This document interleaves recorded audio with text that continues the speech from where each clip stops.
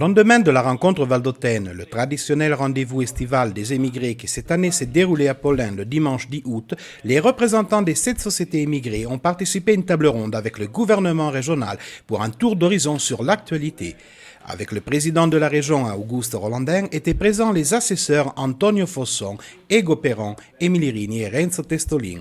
Les émigrés ont montré, comme d'habitude, un grand intérêt pour les thèmes concernant la vallée d'Aoste. Il y a un enthousiasme et surtout il y a une grande attention vis-à-vis de ce qui se passe, soit du point de vue politique que du point de vue économique en vallée d'Aoste, ce qui signifie qu'ils sont encore vraiment des Valdôtains qui ont cet amour vers leur patrie et qui aiment voir en quelque sorte développer cette petite réalité et sont préoccupés des difficultés qui existent.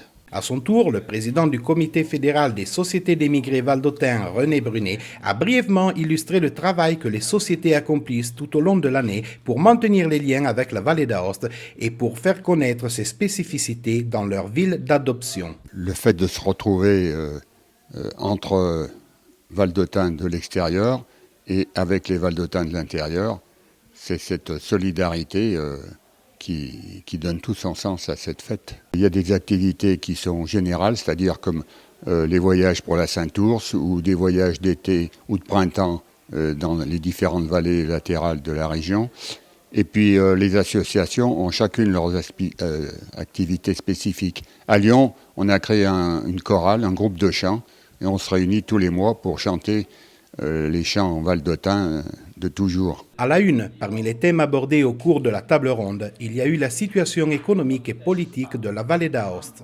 Nous avons essayé de faire un compte rendu de l'activité de l'administration régionale sur la base des investissements qu'on a faits dans les chapitres les plus importants, c'est-à-dire l'université, là avec la question de la Testafochi, l'hôpital et entre autres la remontée du Mont Blanc.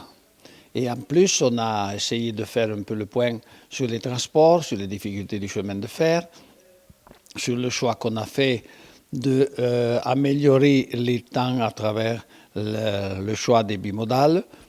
On a un peu expliqué ce qui est l'activité de support, de mise en valeur du français dans les écoles, avec l'Alliance française, les différentes initiatives qu'on prend pour soutenir justement la bonne cause de notre spécificité.